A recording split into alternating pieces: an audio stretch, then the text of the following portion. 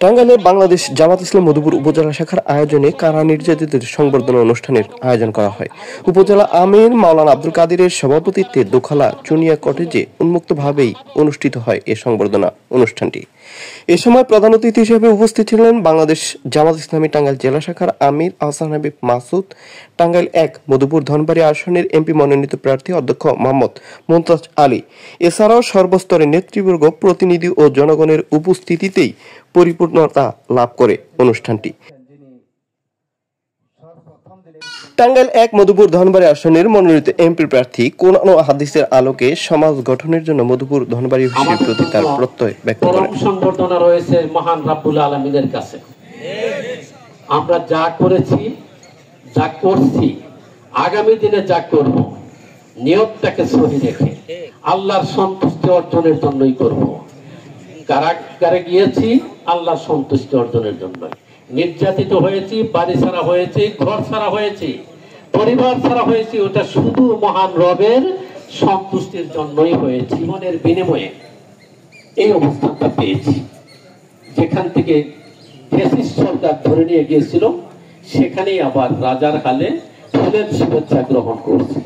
বক্তব্য নসিহা আমাদের প্রধান মেহমানদের কাছে দুটো জিনিস রেখে গেছেন, আর কিচ্ছু রেখে যান নাই। একটা হলো তার কোরআন, আর একটা হলো তার সুন্নাহ। এই দুটো ছাড়া কি আমাদের কাছে কিছু উনি রেখে গেছেন?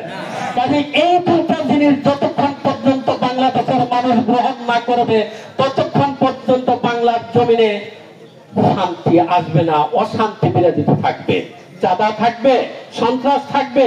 রমজান মাসের সিয়াম সাধনের মধ্যেও এই মধুপুরে 2টা মানুষ খুন হয়েছে, রক্তের হুলি খেলা হয়েছে, চাঁদাবাজি বেড়ে গিয়েছে।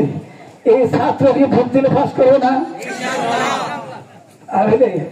আমি দেখতে চাই সারা বাংলাদেশে একটা থিলিং সৃষ্টি করি, একটা সংখ্যা ভোট মুমতাজ আলী পাবে।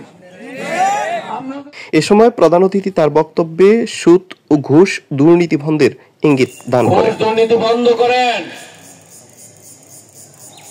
এগুলি করে পার পাওয়া যাবে।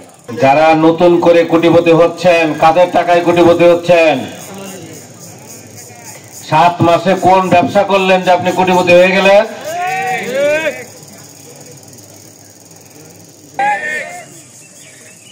অন্যায় যেখানে দেখবেন দাঁড়িয়ে যাবেন। কে কি বলবে ওই বলার কোনো বেল নাই। এখন দাঁড়িয়ে যান, 10 জনকে নিয়ে দাঁড়ান অন্যায়ের পথে, অন্যায়ের বিরুদ্ধে। আপনার ব্যাপারে কেউ বললে আমাদেরকে জানান, দেখি আমরা ব্যবস্থা নিতে পারি কিনা। আমাদেরকে ব্যবস্থা নিতে হবে, এই দেশ শাসন করতে হবে, এখানে কোরআনের রাজ কায়েম করতে হবে। কোরআনের রাজ কায়েমে নেতৃত্ব দিয়েছেন, সুতরাং আজকের ওমর নতুন করে তৈরি হতে হবে।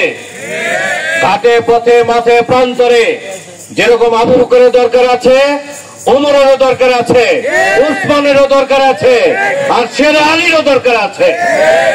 সুতরাং সকল প্রকার জাতি ধর্ম বর্ণ নির্বিশেষে সকল ধরনের মানুষদেরকে একত্র করে আমরা বাংলাদেশে কোরআনের রাজ কায়েম করতে চাই। দোখালা চুনিয়া কটেজ থেকে তানভীর তৌসির, নিউজ গণকণ্ঠ। আপনারা দেখছেন দৈনিক গণকণ্ঠ, সবার কথা বলে।